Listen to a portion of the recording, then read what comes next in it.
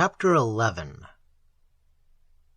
From the obituary notices of the 9th Marquess of Oakham, the following selections have their interest. He succeeded to his father, then in the cabinet as Minister for Foreign Affairs, at the age of 21. His career was brief but singular, the early magnificence of the younger Pitt offering a standard of comparison, though by no means a parallel, to his short record of astonishing achievement.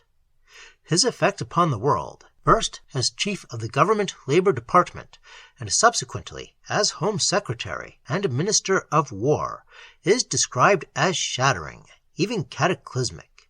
His public life lasted 5 years. He died at the age of 29.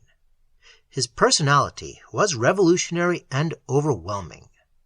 For, judging by these extracts, he was a Napoleonic figure whose personal influence combined the impetus of Mirabeau with the dominance of Alexander.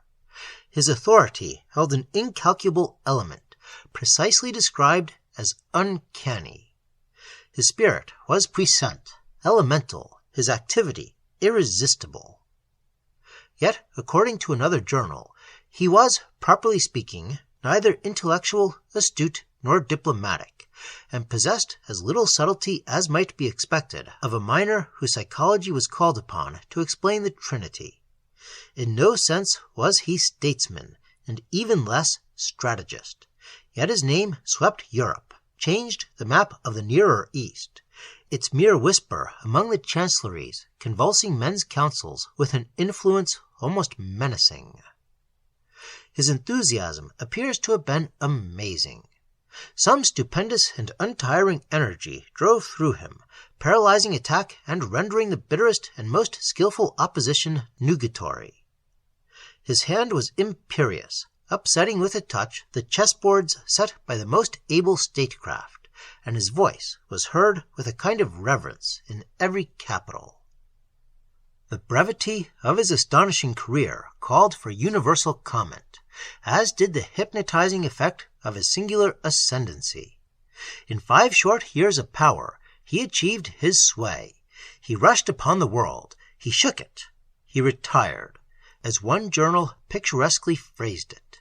The manner of his ending, moreover, a stroke of lightning, seemed in keeping with his life.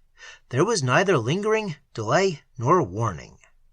Of distinguished stock, noble yet ordinary enough in all but name, his power is unexplained by heredity.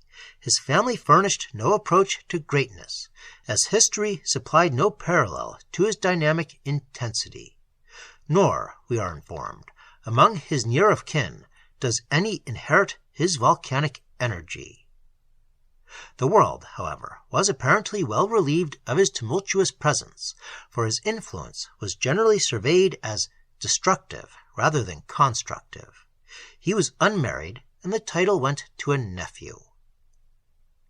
The cheaper journals abounded, of course, in details of his personal and private life that were freely copied into the foreign press, and supply curious material for the student of human nature and the psychologist.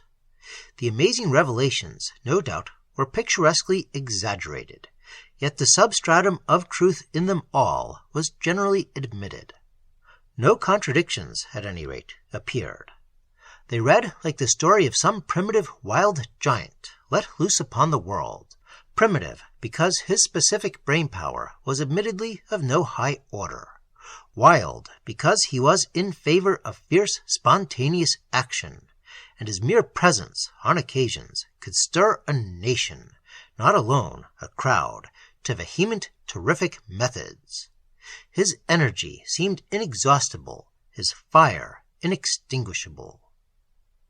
Legends were rife, even before he died, among the peasantry of his Scotch estates, that he was in league with the devil.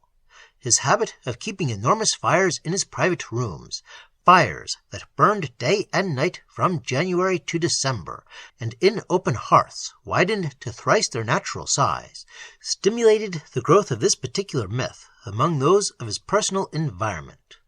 All manner of stories raged, but it was his strange custom out of doors that provided the diabolical suggestion.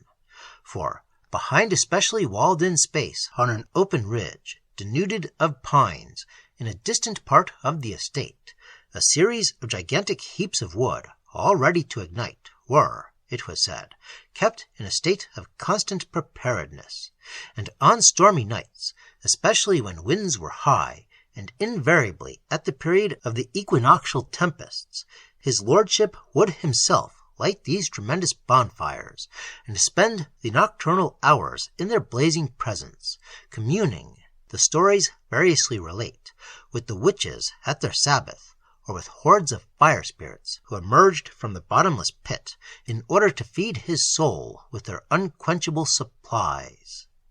From these nightly orgies, it seems clear, at any rate, he returned at dawn with a splendor of energy that no one could resist, and with a mien whose grandeur invited worship rather than inspired alarm. His biography, it was further stated, would be written by Sir John Hendricks, Baronet, who began life as private secretary to his father, the 8th Marquis, but whose rapid rise to position was due to his intimate association as trusted friend and adviser to the subject of these obituary notices. The biography, however, had not appeared within 5 years of Lord Oakham's sudden death, and curiosity is only further stimulated by the suggestive whisper that it never will and never can appear.